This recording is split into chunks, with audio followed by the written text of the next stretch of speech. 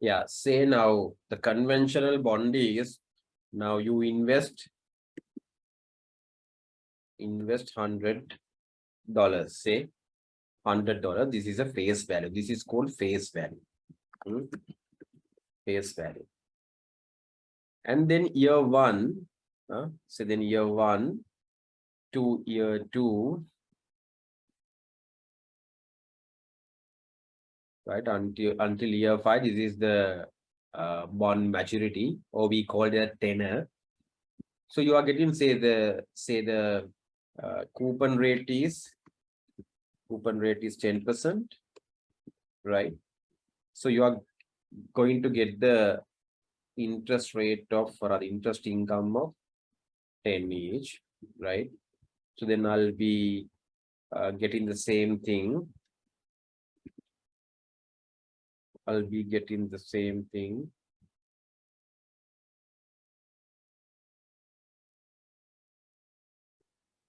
Sorry, this has to be.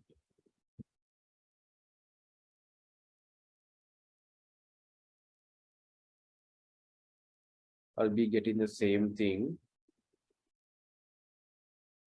up until 5 years, right? And on top of that, okay, I'll keep it here, right? This is my interest or other coupon. Invest 100, right? This is a cash outflow for you today. This is cash outflow, no? Right? This is a cash outflow for you today. And then you are getting 10 or each year. And at the 5th year, you will get your money back. That means redemption. Redemption is 100 you are getting back. So this is a bond cash flow. This is a bond cash flow for you, right? You will be getting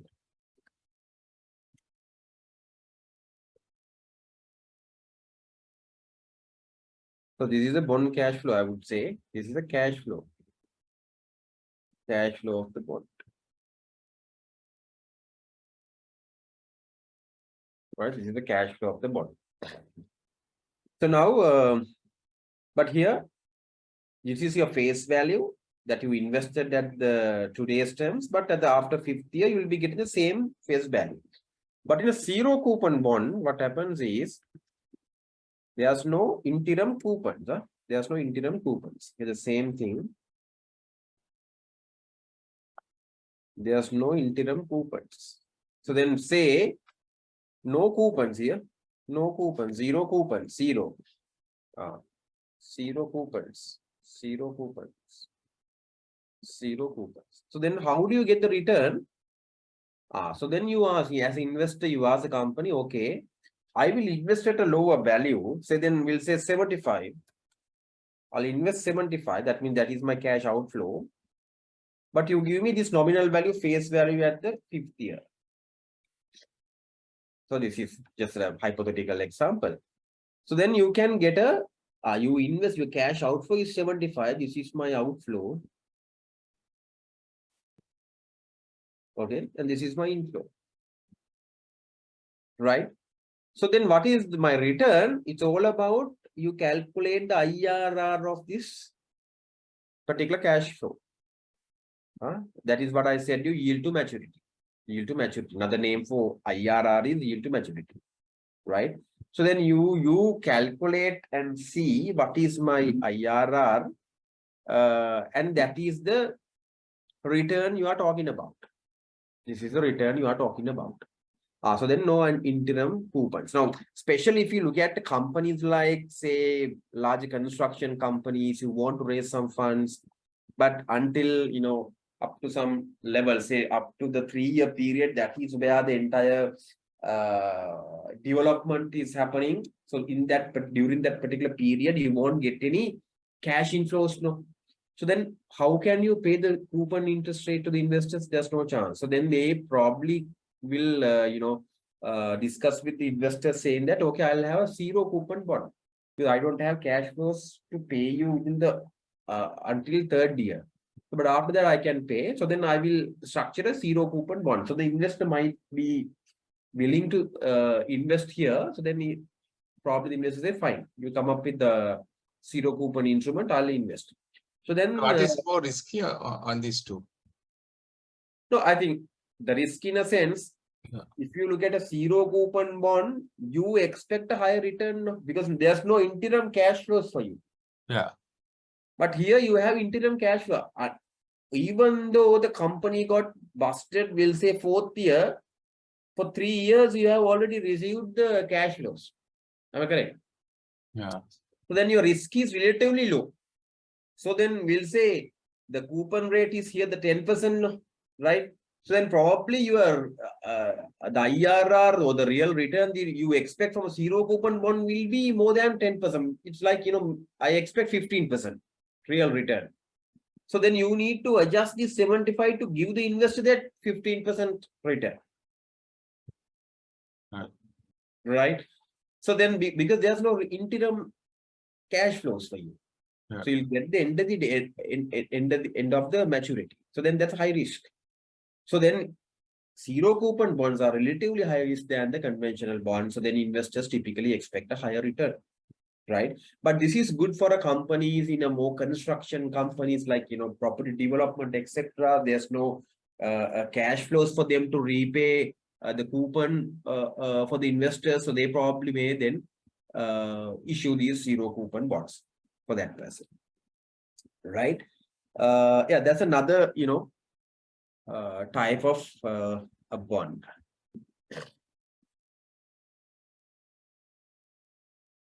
But there's the rate, if we calculate the, in the previous scenario, where we have interim payments, it's an annual return that we get. But in that scenario, with zero coupon, we only get paid at once. And so the return calculated only at the end, at the maturity.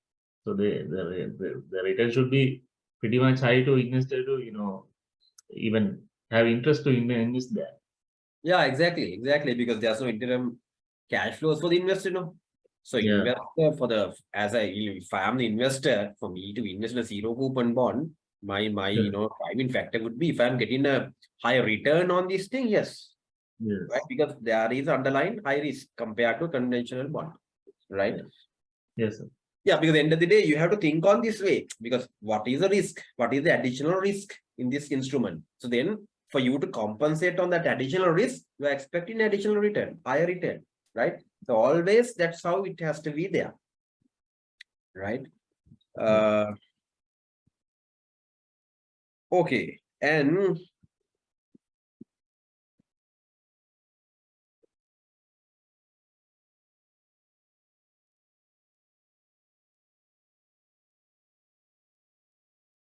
yeah, risk.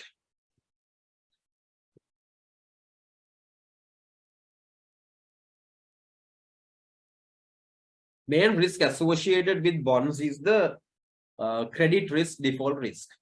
Yes, no. So now you are investing in corporates, companies.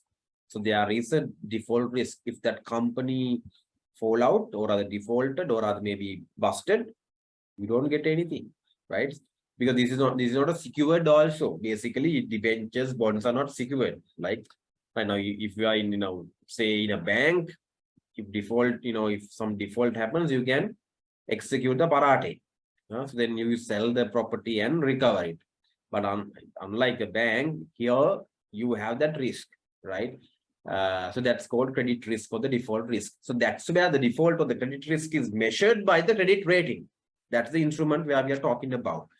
So in Sri Lanka, there are mainly two credit rating agencies are there. The credit rating agencies should also be licensed under the Securities and Exchange Commission.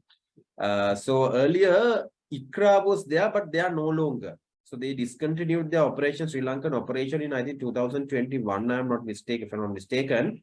But there's a new company, that Lanka Rating Agencies, that was also there earlier. But now they restarted again in Sri Lanka with the Pakistani Rating Agency. So then they restarted in Sri Lanka.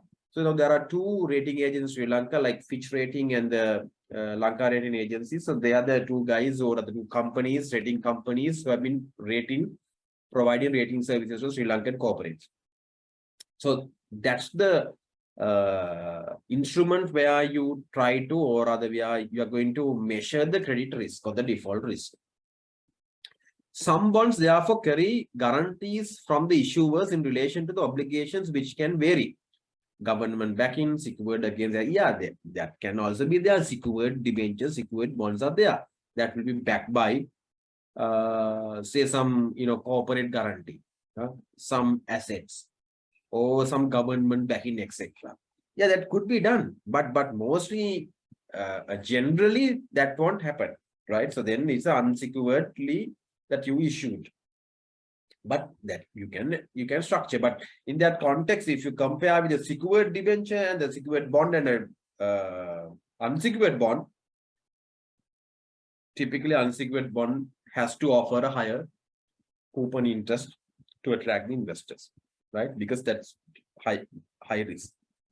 So, but about the government bonds, are they considered?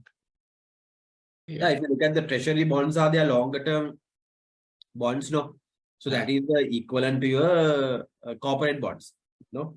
Yeah, is it risk free, sir? Yeah, of course. If you look at the treasury bills and bonds, all issued by the government, there's the typical understanding is there's no default risk. There's no credit risk. Why? But then our ratings are so, right? If from somebody looking at us from outside, you think you say we have to go by the ratings, the country risk is there. Yeah, country risk is there. That has to be counted, right? But if you look at from a credit risk per se, the typical understanding is that risk free. But yes, from a foreigner's point of view, then they will take into account the country risk as well, the government financing. Then only they will assess. That's the thing. No, even though that is credit or rather less or rather zero credit risk.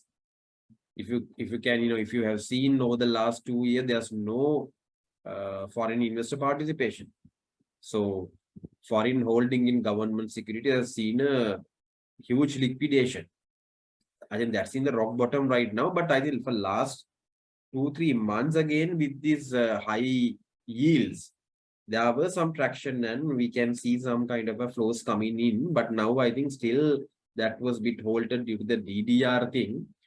But I think with some clarity comes in for the DDR front, probably then again there might you can see some level of traction from the foreign investors. But yes, then they consider the country risk as well. Now, say, assuming if Sri Lankan government is going to issue a international sovereign bond, international sovereign bond per se, those are dollar denominated bonds. So those are not considered as risk free. Why?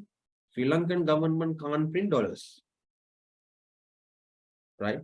ISBs, Sri Lankan development bonds, those are government bonds, but those are denominated in dollars. So those are called Euro bonds, another terminology. Euro bonds are one government or a country issue a bond which is denominated in a foreign currency. That simple example is Sri Lankan government issue dollar denominated bond, sovereign bond. There's a high premium on that.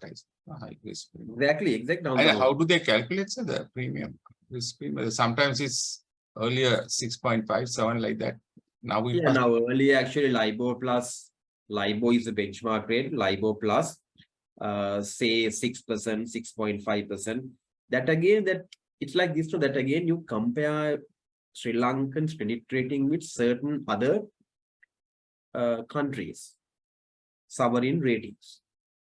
So then they decide, why should I park my money for a LIBOR plus say 5%, say another country like say India, say assuming their credit rating is, I don't know what their credit rating is, simply good, should be good than Sri Lanka. No?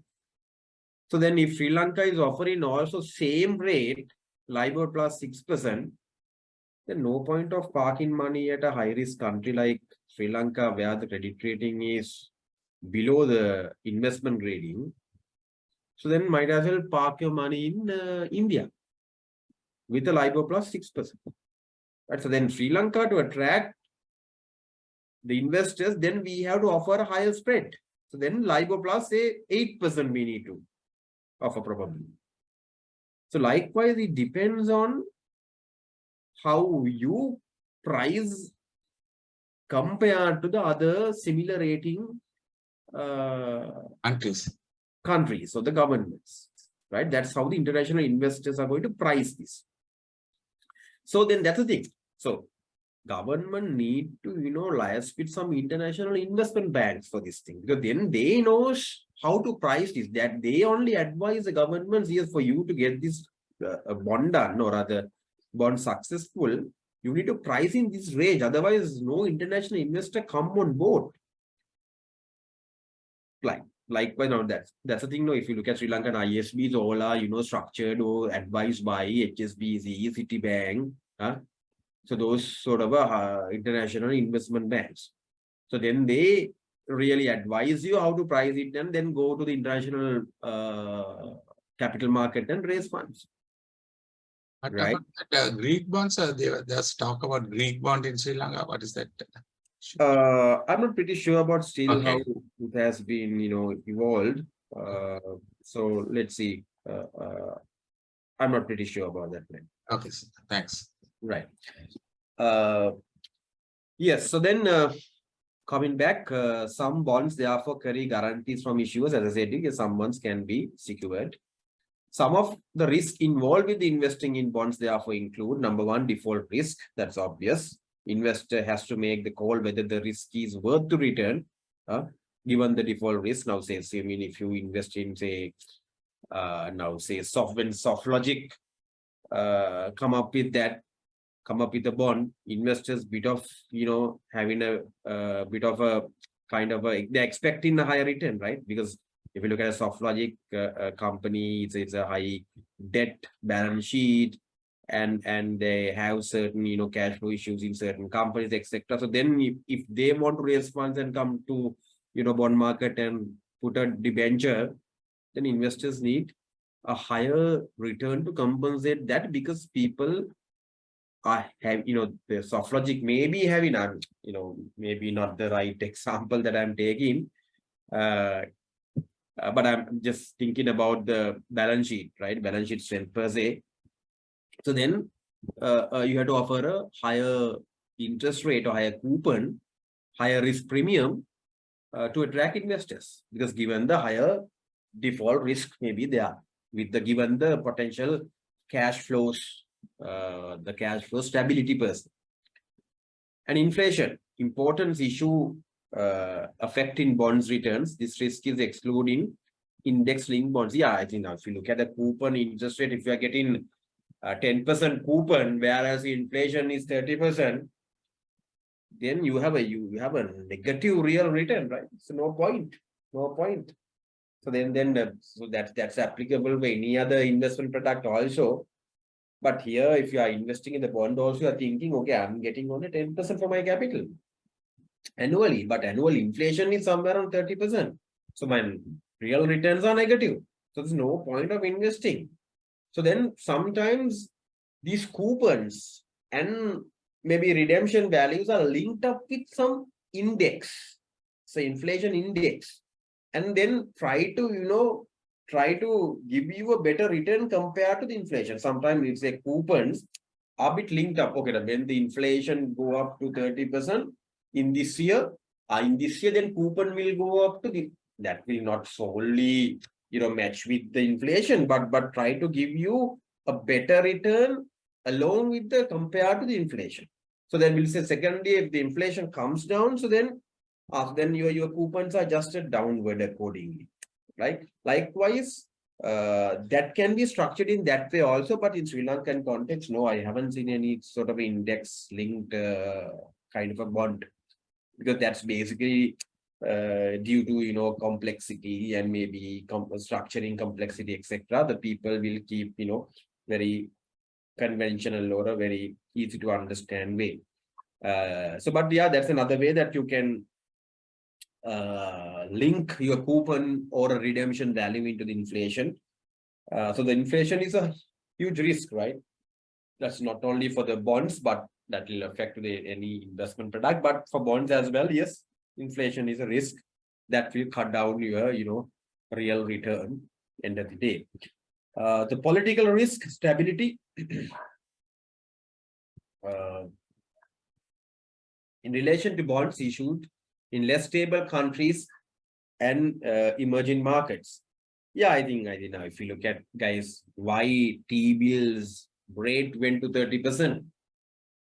If you look at the last few months, that's due to the unstable government policy and instability in the government financing, and then the fiscal deficit, etc. They wanted to borrow somehow to maintain their, day-to-day kind of a government expenditure. They want to borrow, aggressively borrow. So then for you to borrow, so then given the current situation of the government and the problems arising, the crisis, then you wanted to, the government has to borrow at a high rate. Because otherwise people won't invest, given the situation. So then that's where treasury bill rate went up to 30%. That means you have to, government has to, if they want to borrow, they want to pay a high interest rate. Otherwise, they can't attract the investors then. So likewise here, due to the political instability or the risk that affect the bond rates as well, interest rates as well. So that is also a sort of a risk factor in line with the bonds. So the index-linked bonds, are they less riskier? Less risk in a sense, because yes, because compared to conventional bond, that really match with the inflation. So then your cash flows are varying according to the inflation. If you are in a high inflation situation, so then your cash flows are relatively high compared to conventional bond, right? Are there any such bonds issued in Sri Lanka? That's why I said you earlier. I haven't seen any index-linked kind bonds of here. inflation bonds here, Right. Because that's another way that you can structure, but I haven't seen those bonds in They Sri would Lanka. not do it because high inflation, I suppose. Yeah, I think this is because that's the thing. If you look at Sri Lankan context, no one can, give a guarantee. There's a huge policy risk here. So the policy that you have today may not be tomorrow. So in that context, there's a high risk. So in that context, you can't, I would say, link up with that thing again and again. The complexity also there, I guess. So multiple reasons, I haven't seen those things in Sri Lankan context. Yeah, and valuation of other asset classes. If other asset classes for more attractive, risk return trade-off.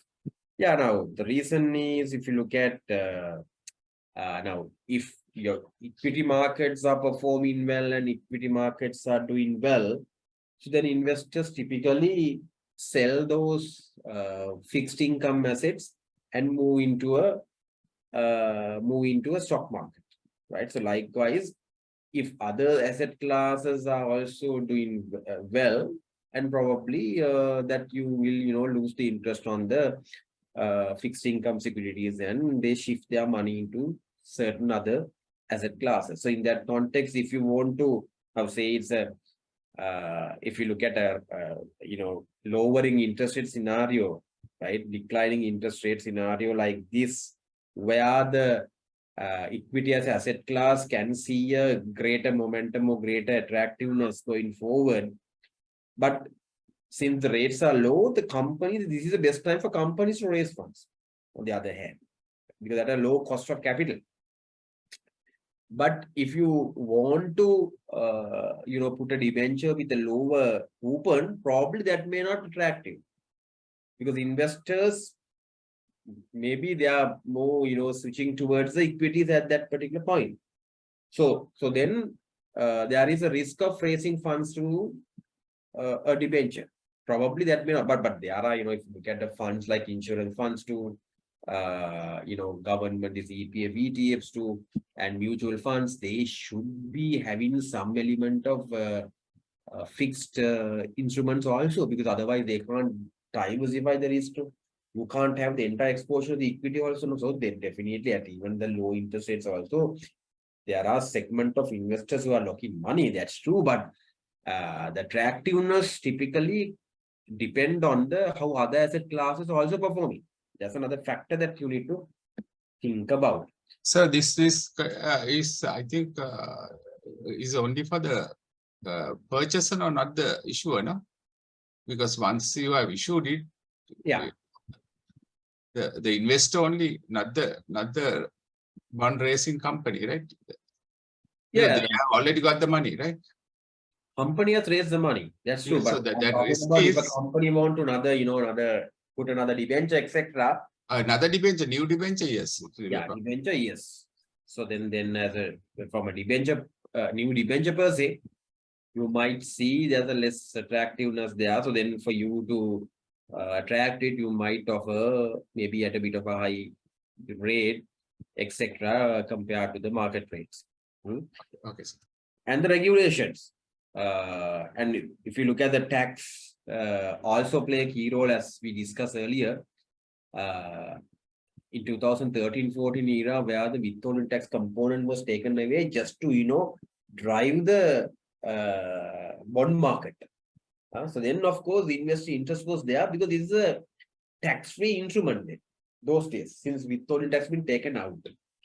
So then the people wanted to park the money, investors wanted to park the money in bonds, and actually lot of companies were issuing and raise sizable amounts from the debentures, right? So the taxation or the regulations will also play a key role then on attractiveness of this asset class as well.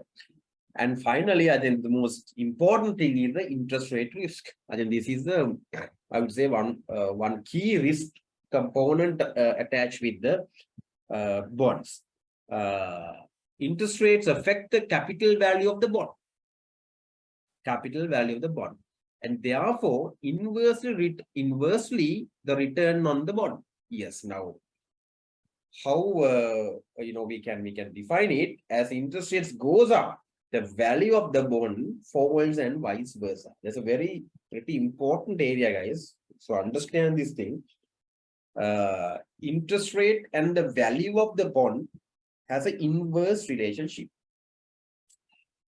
How what does that mean is, now assuming, okay, I'll take a Excel 1 minute.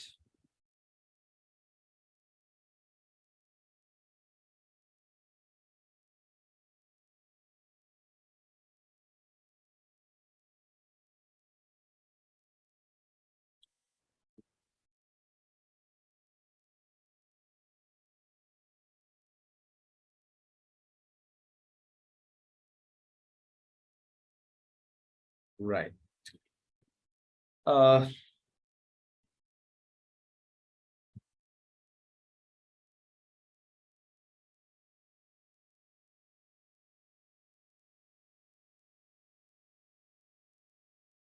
Right. Now, assuming you issued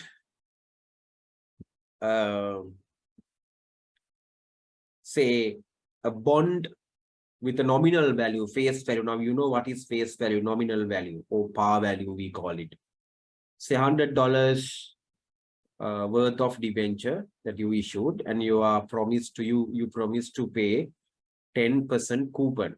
10% coupon. Right now, assuming your interest rates are going up. Right now, coupon is 10%, but assuming interest rate now has gone up in the economy, all will say newly issuing bonds are catered in a coupon of around, say now 20.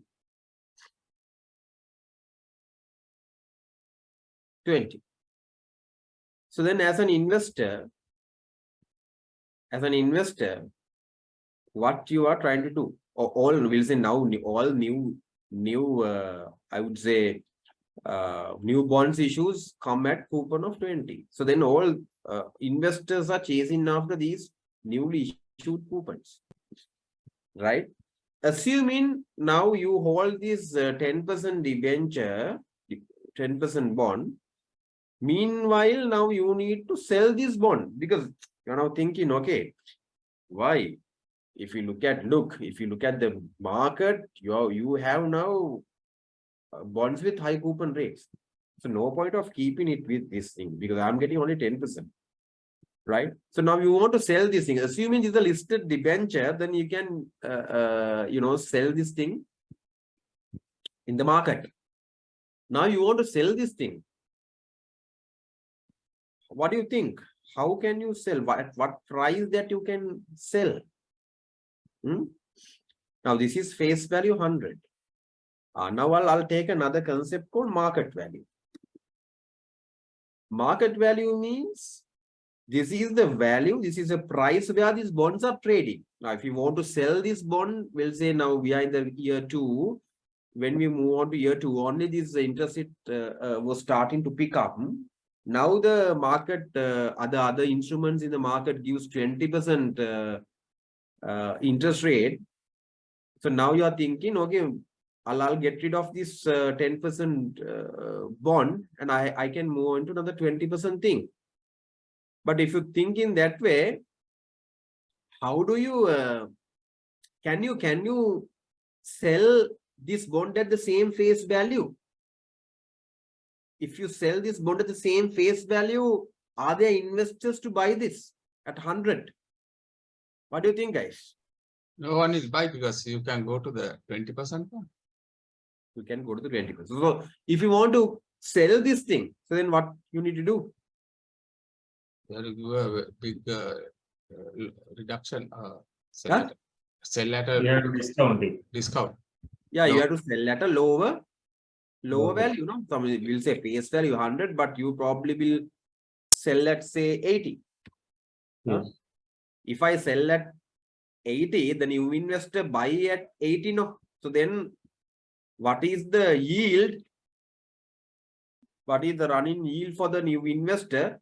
Now, if I buy this bond at 80, still I am getting 10% coupon. So 10% coupon I am getting, right? I'm getting 10% coupon, but I paid only 80. Huh? I paid only 80. So then my return is what? 12.5. Is that so? 12 running yield is 12.5. Yeah. But then probably that you can't match with this thing. So then I'll have to further reduce this price, right? Then will be 60. Then it, 16%. So likewise, then only your yields are going up. Your yields are going up. Now that's what happened. No, if you look at the Sri Lankan sovereign bond, why bond yields went up to 40% level before this crisis started? People expected this crisis, or the international investors expected this crisis. So then they wanted to get rid of the Sri Lankan bonds. So they wanted to sell, but there's no investors to buy that because they also know there is a default risk here. So in that context, what they did, the people who wanted to sell, because they know no point of keeping the bond at, at this value. So we'll give it at a discounted value.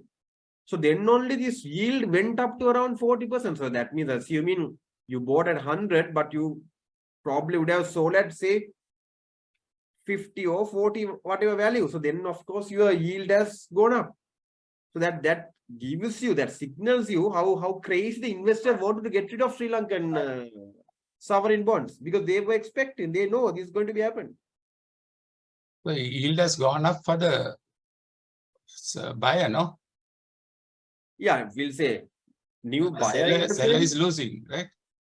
Seller is losing in a sense. Seller is now getting rid of, and he cash it out, and he probably invest in some lower risk investment there, that particular value. Seller is not losing it because he's assuring his rest of money without losing it. Sorry. Seller is not losing actually. He is taking a risk assessment now because he is afraid of losing the rest of his money. Yeah, but at the end of the day, that if it is defaulted, you are not getting anything at the end. Yeah. So Yeah. then might as well you sell it at a, maybe at a discount also, and you park your money at a, Yes, sir. So somewhat can you discount. explain that scenario, how it went? You were trying to say, it went up to 30-40%. Can you, Yes. that's what I want to get, understand how it happens. No, that's the thing now. We'll say Yeah. if you hold this Sri Lankan bond, and if you know the Sri Lankan situation is the crisis is going to be started, and probably that may end up with a default.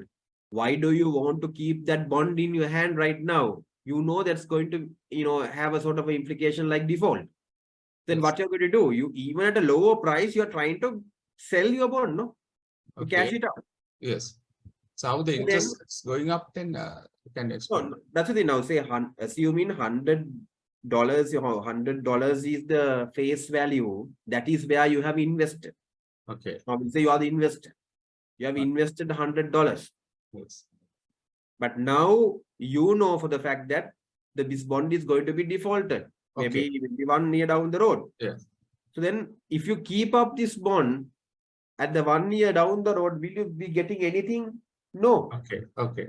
Then what you're going to do? So you You can are say, trying to sell this even at a lower value. okay. Okay. So at least then we'll say you bought at 100, but you realize 60, Yeah. right? But still you get something and you can, invest in somewhere else and you can grow your money further. Okay. But So if that's you what keep up happened to this Sri thing- Lanka then. The one market was falling, and that's how the treasury rates and all went up. Is that the reason? That's what. Yeah, this I'm talking about from ISB point of view. Okay. And we can remember 1 year back or rather 2 years back, where before this crisis, the bond yield went around, I think 50% also. Right. Oh, So that means okay. they knew this going to be happen, and they were trying to sell off at a lower value also and realize their money.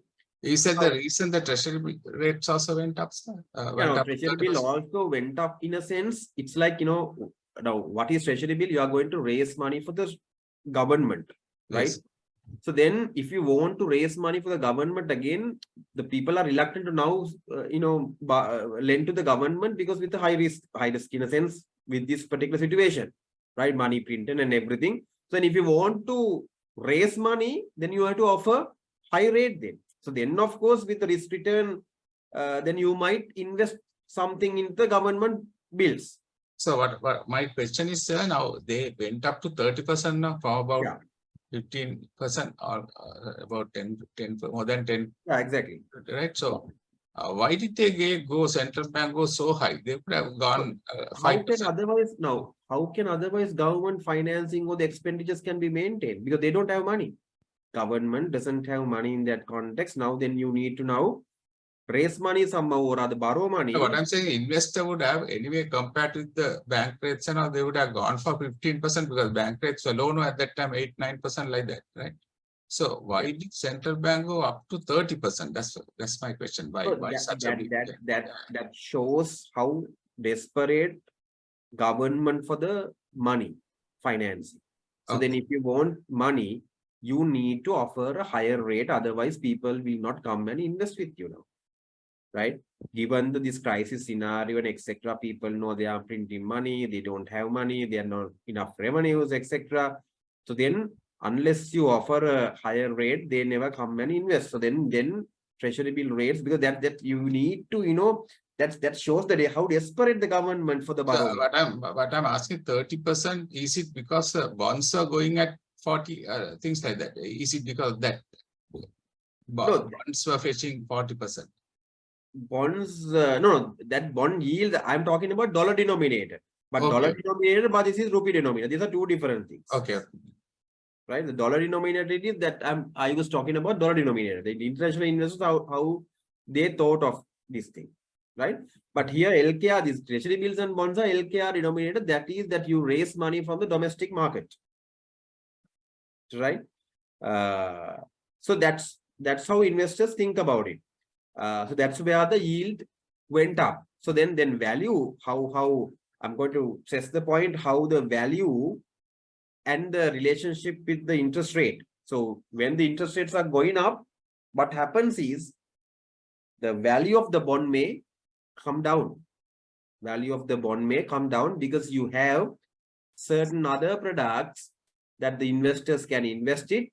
So then basically you need to, if you want to, attract, if you want to sell as an investor, and if you want to attract another buyer for that thing, you need to sell at a discounted value, which equivalent to the current market rates. So then your value will go down. Like in this case, it went down to 60, right? So in other words, I'll put it in this way: higher the interest rates means expected rate of return by investors are going to go high, because now if you look at the all other products, all market interest rates are now at a high rates. So then as an investor, you expect higher rate, right? So then what happens is, if you want to sell you this 10% yielding bond, your future cash flows should be discounted by higher rate. When you discount your future cash flows by higher rate, then your value will come down. That's how it, technically it can be defined. So then you practically, you can see the things in, when rates are moving high, you have the higher yielding products in the market.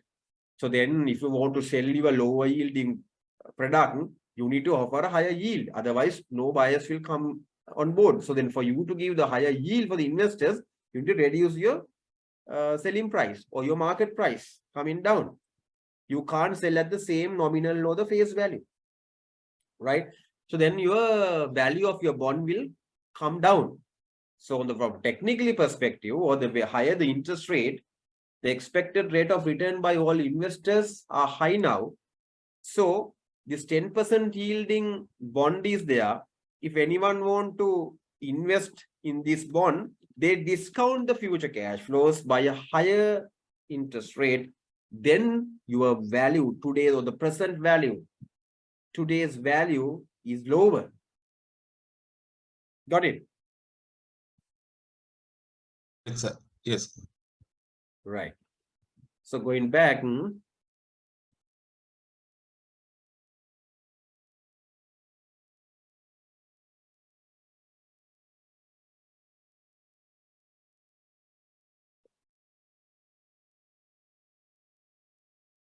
right. So that's the relationship between interest rates and the value of the bond. I think that's a very important relationship that you should understand, right?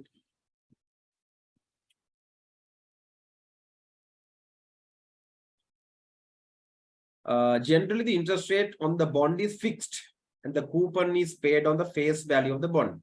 Yes, as we discussed, interest rate of the bond is fixed. That's fixed coupon, which is paid on the face value. That's important. How to calculate the coupon interest rates? You take the face value into that coupon interest rate. Now, early example, when we, the example that I quoted, $100 is the face value, 10% is the coupon. How to calculate the interest rate? $100 into 10%. So if you are given the market value, that's the market value. Now, market value is different. Now, market value is where, which is trading in the market. That means if you want to sell the bond today, you have to sell that at market price. So market price and the face value are two different things, right? If the interest rates are rising in the economy, so then your market price tend to go down from the face value. For the sake of, you need to match the current yield of the other products, right? So whenever the interest rates are coming down in the economy, what happens? Whenever the interest rates are coming down in the economy, Market value should appreciate. Should appreciate, right? Why? The reason is your other products all are now offering at a lower interest rate, but your product is your bond is giving high coupon rate. So then if you want to sell this thing, then you can sell at a higher value So then you divide the same coupon, say the 10% coupon, by a higher value than the face value. So then your yield equivalent to your market yield, right? So then that is the relationship. Interest rates are, when the interest rates are rising, your bond value will come down, and your interest rates are coming down in the economy. So then your bond value will go up. So then we'll say you are holding the bond at 10% coupon. At the same time, the rates are now coming down. Probably if you sell this bond now at a higher value, you can end up with capital gains. You can end up with capital gains, right? Not only that 10% coupon that you are enjoying that thing, but you can understand now, okay, rates are low. So my bond gives you the higher rate 10%, but say market rates are now 5%. Your bond gives you 10%. So all investors are now thinking about, enter into your bond. It gives you 10%. So then if you want to sell it, you can sell at higher value. So not the 100 face value, you can, sell at maybe 120, whatever, that will match with the 5% yield. So then you bought at 100, but now you sold at 120, then you end up with a capital gain, right? So you don't have to wait till maturity, you just sell it off. That's the way it No, happens. if you wait up to the maturity, what happens is you are getting the same Same rate. So 100. the thing is to sell it off. Yeah, when the rates are coming down, right? And your bond value goes up. So then you basically sell off those bonds and end up with capital gains. Okay, there'll be bias in the markets like that. Okay. Yes, there may be bias. Yes, probably it's like this, because you can't get the maximum now. Say you mean you bought at 100. So then now the rates are all newly issuing rate bonds are issuing at 5%. So in between that, you can get a buyer. You can get a buyer. Now say a buyer can, at least if the buyer can get a 7% yield, that's fine. No, that's better than the market rates. No. So up to that 7%, you can, increase your value and sell. You understand? Right? But now we'll see if your yield again equivalent to 5%, then no point for the buyer also, no? Right? Yes. Buyer is trying to, get the bond to get a yield of around better than 5%. That's a market rate. Say it's now, if we can get a 7% where the market rates, rates is 5%, that's a fair deal for him. So, which is, the price which equal to the 7% deal, he's willing to pay. So, so when he's willing to pay for that, you end up with a capital gain. Okay, sir. Right. So generally the interest rate on the bond is fixed and the coupon is paid on the face value of the bond. Generally, this is paid semi-annually. For example, $1,000 bond paying 5% coupon, we pay $25 every 6 months. That means I will say $1,000 face value, paying 5% means it's $50 and only $50. But if this is paid semi-annually, that means 2 times per annum. That means $50. First 6 months you pay 25, and the second 6 months you pay another $25. So then you can pay.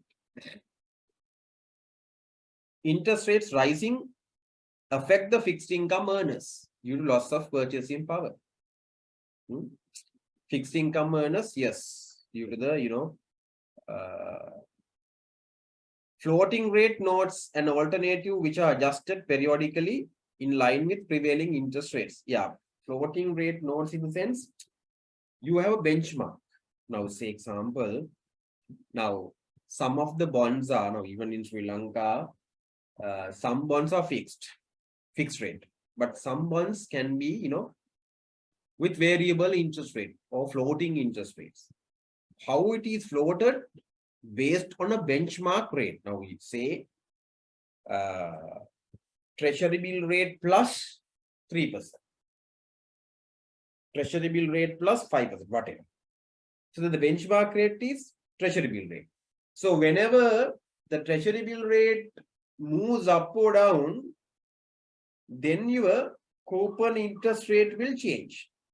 That's called floating rate. bond. So that's not a fixed rate, floating rate.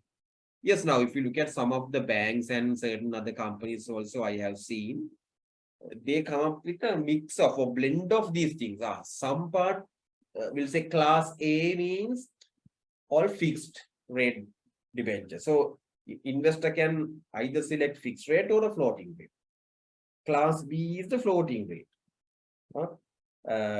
In that context, the benchmark rate may be treasury bill rate plus some percentage will be offered. So the investors have that particular option that's called floating rate bonds.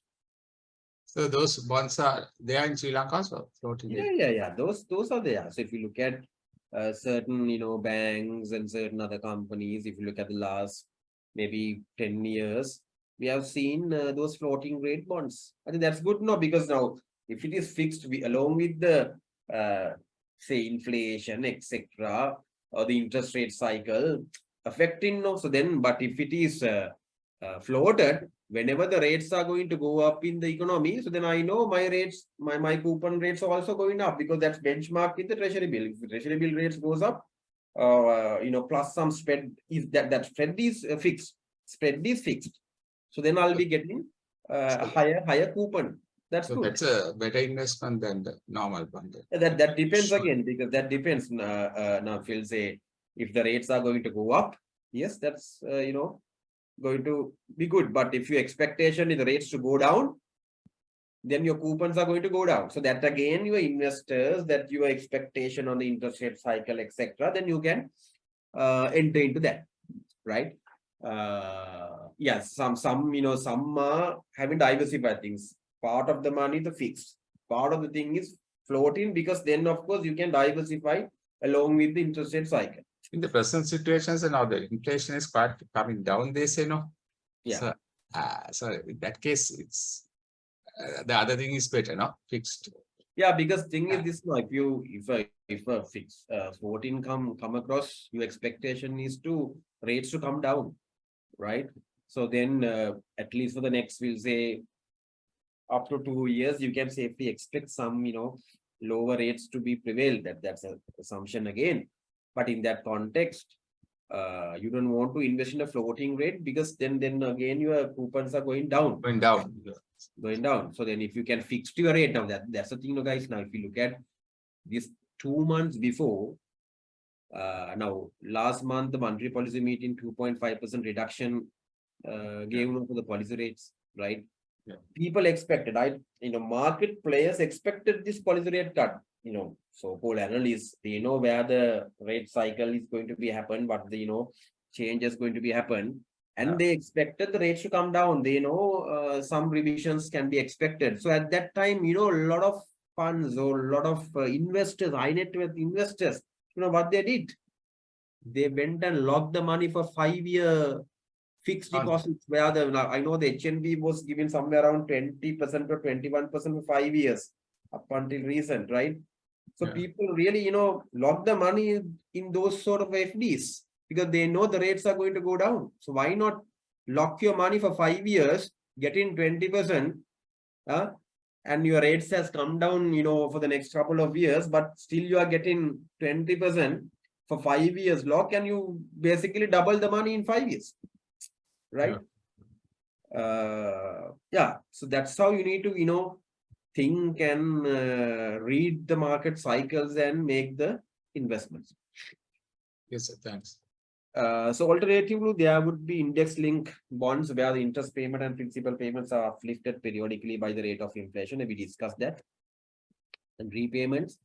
Most bonds are issued with a fixed date at which the principal amount will be repaid. Yes, as I said, there's a maturity. Say after 5 years, this day you'll be paid this bond principal that will be paid back. Dual dated allow the issuer to repay the bond. Allow the issuer to repay the bond between specific years instead of at one set date. So I think I haven't seen these dual dated one in Sri Lankan context. So then, there is, basically between some time frame, issuer can repay, so that, consent is given to him. So he can say, within this period, I will repay. There's no specific time as such, but I haven't seen in Sri Lankan context. Irredeemable bonds, no repayment date. Yeah, no repayment date. Now, irredeemable bonds, actually, those are, we call it the hybrid instruments because that carries the characteristics of both bond and equity, because equity is irredeemable, right? So you can't get, if you invest in a share, there's no specific maturity, you don't get it. Probably you may lose the capital also, right? It's the same thing here. One angle, this is irredeemable, your capital is in a bit of a risk, right? And at the same time, but you will get what? Maybe higher return on a periodic or a yearly basis as coupons. Then you will be getting that particular periodic cash flows that is guaranteed. That is guaranteed, right? So that's why it says which has both characteristics of bond or equity. What is bond? Fixed return, fixed coupon. What is equity? Irredeemable. Right? So these irredeemable bonds, they should pay a very high interest rate, no? Because should be by 5 years at least, with our interest, we should be able to cover the recover capital. the capital. Recover right? the capital. Exactly. So at least 25% or 20% they should be paid. Right? Yeah, depending on the cycle, yes, you have to offer because investor has to then what is your recovery would be has to recover the capital from the coupon. So you will never get the payment or irredeemables, you will never get, or how does it happen? Yeah, actually, there's no specific time of repayment, but sometimes say the issuer can decide maybe after 10 years or whatever To repay. To redeem it. Now, if I tell you there's a BOC, they issued a redeemable debenture in 2020 or 21, if I'm mistaken. So they had this option of call option. After 10 years, Bank of Ceylon can think or decide whether to redeem this or not. Okay. Right? So that call option being given. Because there's a fixed interest rate to be paid then anyway, Yes. So it's a loss for the bank. Yeah. If it is a high interest rate, now Yes. can you afford it maybe for undefined or an indefinite period of time? You can't. You can't. Yes. Then probably say rates have come down now, etc. So then probably after 10 years in the BOC scenario, they have the chance to decide. That's called call option. I'll come to that point. Call option means that they have the right to redeem it, right to repay that. Okay. So they can repay it. And if they want to raise a new fund, they can raise at a lower interest rate. Then their cost of funding. That right is there only for the issuer, no? Issue. At the same time, certain bonds, I'll come to that point. Certain bonds with, I would say, with the put option. Put option means for the investor has the chance. Investor can decide, okay, I want my money back. So then he can ask his money, right? So assuming rates are rising, but you have invested low interest rate bond, but I don't want my money to lock at this low interest rate, might as well take my money out and then invest at a high interest rate product. So then I can exercise my right of. So that will yield only lesser rate and exactly. And are there such bonds in Sri Lanka? Yeah, exactly. Yes. Okay. You can structure, and I've seen some of the bonds are structured in that way with the put option. But those bonds carry, as you said, lower interest rate because you have the bargaining power of getting the money after some time, because at not at any given point, say after 3 years, then you can exercise that put option. So then in that context, the advantage is for you, whereas the issuer is in disadvantage. So then they issue they price at a lower coupon, right? But if you look at a call option, the bond with the call option, it carries a high interest. Yeah, it carries a high interest, right? But otherwise, investors will not invest, right? So the end of the day, now you can understand it's all about the risk and return. So then, when you are pricing a product, when you are pricing the product, you have to think about this risk and return. Then only you have to price it, right? Yeah. Call provision. This is the one we were talking about. Call provisions. Allow the issuer to repay the bond earlier than its planned maturity date. Issuer has that advantage. So then the investor is in disadvantage. So investor is asking a high return for this. When the interest rate fall, issue will call the bonds. Issuer will call the bonds. Yeah. So then interest rates are falling, and the company might think better to repay this thing, right, and issue another bond at a lower rate. So then their cost of funding will come down. So then they will exercise this call option. So call option basically attached with after some time, because you can't just, from the beginning, you can't give that. No, otherwise then the investors are in a disadvantage really. At least they'll have to have some period of time to enjoy their coupons. So usually, so if it's a 5-year bond, sometimes after 3 years, then this call option is attached. So that means the issuer can call the bond after 3 years at any given point. So is it at the time for buying the bond, is it a condition? Is it a condition only after 3 years? Yeah, it has to be predetermined. You can't come up with these options after issuing. No, it has to be predetermined. Then non investor knows, this is attached with the callable or the call option. Then I want a higher return. Are they giving that return? Yes. If I compare with the other bonds which does not have that call option, I can understand this particular bond will give me a higher return, so that my risk is compensated there. So then only I'll be investing. Otherwise, I won't be investing. So these are predetermined options attached with the bond.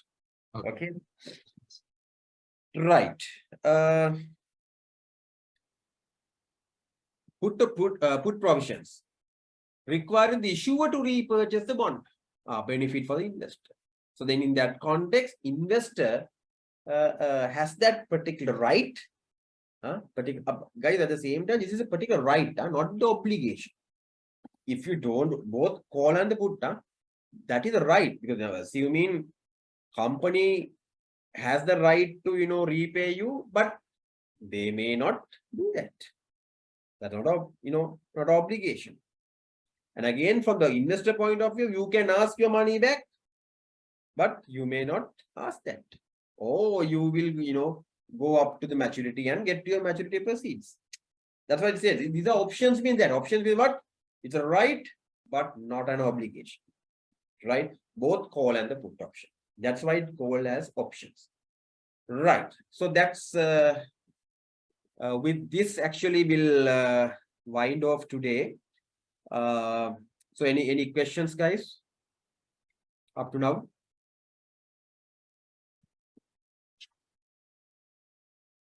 All done? So then we'll finish it off today's discussion. So let's, I think a few more items we have discussed with the bonds, and then we'll move on to the equity. Likewise, I think this is area where you all may enjoy, and some better insights can be taken. This is much more interesting discussions, because we are talking about much practical things, market, in market, what's happening, etc. So then any questions, please ask, or we'll wind it off today. A small thing to clarify. In this scenario, the restructuring process, the most of time the investors are faith on government. They don't have a faith. So, but the government has money requirement in future as well. So how they going to fill those money requirement in future and increasing the investors' trust? Yeah, exactly. I think that's a one important point where the people were discussing in terms of the DDR come in place, because if DDR end up with a haircut, but luckily there's no haircuts, right? Assuming if there is a haircut come into play, I think that's the end of the story for the government to raise money from the domestic context to fill their fiscal deficits, right? Because if government can't now. Anyway, government can't go to international market to raise funds from because we default, right? So then only option is domestic borrowing. If you attach a haircut on this thing, you can't go to the domestic market as well. That create a huge problem. But here, one good thing is there's no haircuts attached with this thing. All the, coupon cuts or maturity extensions.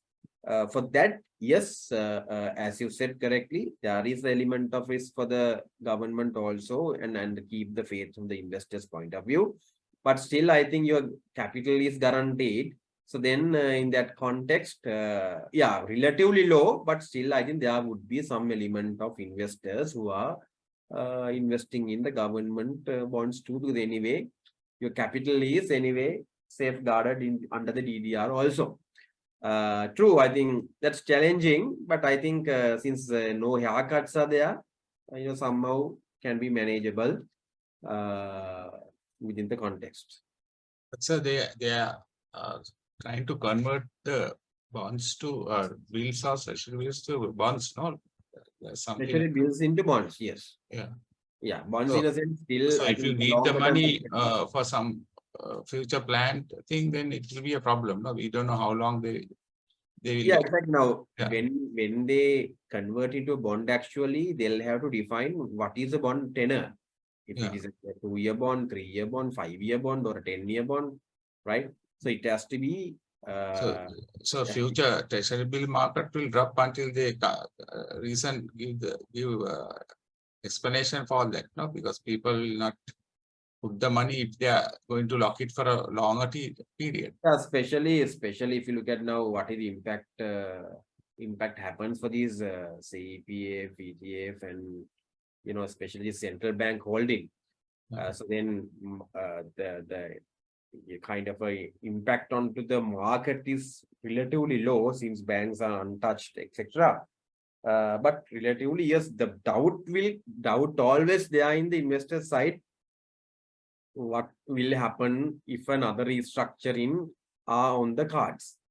So then, of course, we are a bit reluctant to invest, no? So that is there, yes. Could it be, sir? Could it be that pending now the government knows next year there to be a general election, right? So maybe for 1 year they'll play this card, and if they come back to power, the things might go for a. They might change the whole system for a haircut and all that. I'm just guessing. But I still believe domestic per se haircuts may not really workable. Because then, of course, entire confidence of the financial system will be really way off or other fade off. But it's going up now, sir. With all this, still we have to wait and see how it is coming. Whether it's coming down, no? Even during the last 2 months, it has gone up from 30 to 40 billion. The local. What do you mean? What do you mean? The for the DDR. Yeah. They were saying, no, out of 80 billion Sri Lankan rupee, some bonds are 37 or something like that. Now they say within this last month or two, it has gone up to, because of the treasury bills issuing of bills and all, it's 40 billion now. So you mean they raise more funds? They borrow. That's right. They have raised more funds, and where the central bank, their liability has increased further. So because it's not coming down, that's what I'm saying. If it comes down, then we can expect better interest rate scenario. But then if it doesn't. Yeah, I think you are trying to tell is where the government finance requirements are pretty high. Pretty high, yeah. From the domestic point of view. So as long as they borrow it, how come rates to keep at a low level? So Yes. that go up, right? Yes. Yeah, I think that's the reasonable thing. But again, somehow they try to keep the rates low as well, because the particular, election also come on board next year, 2024. They'll have to somehow showcase a sort of a growth as well. So in that context, you can't keep the rates at a very high level also, just to keep it at a low. Right now, yeah, they are suppressing it, I think, everything. They Central bank suppressing the rates. Yeah, I think that's the thing. So you can question, how do you cut the rates? Because if you cutting rates means you need to fuel the growth, but for you to fuel the growth, import is restricted. How do you fuel the growth? Exactly, That's yes. the question. Then again, there is the impact on the currency. Yeah, those are reasonable questions, but somehow they're trying to showcase paint a picture here. Yeah, as it is, situation is going to improve. That's what they say within after September. Hmm. So Yeah, the only thing is if we can, from the DDR come in place means we are bit, then we can get the second tranche of the IMF thing, and some confidence can be created amongst the maybe the BD, ADB2, World Bank, to etc. So then there might be some kind of a dollar flows, and along with the tourism is again, the loan is going up to sir when the DDR comes again. I mean, the net tranche comes. Yeah. It's going to increase, right? The debt. Yeah, debt in a sense, but that's not doesn't really, that's a part of the debt, but we are talking about IMF no, so that's the extended fund facility no. So then of course we have the most concessionary kind of a terms for that. So then it's not a sort of a commercial loan we have taken, so we have some breathing space over there. But the problem is, but the issue is how long that we can, because we are talking about we are defaulted, right? So any Yes. given point, maybe 2-3 years down the road, we should restart the dollar prepayments. So that time, if we don't have a kind of a proper dollar flows in place, then again we are going into the same old problem. Yes. So that's the thing. So with this breathing space that we need to use it in such a way how to sustain our dollar flows and try to get ready for the next wave. So all what ifs. So let's see. Okay. Okay, guys. All the best. Good night. Thank you, sir. Good night. Good night, sir. Thank you. Thank you. Thanks, guys. sir. Thank you. Good night, sir. Night.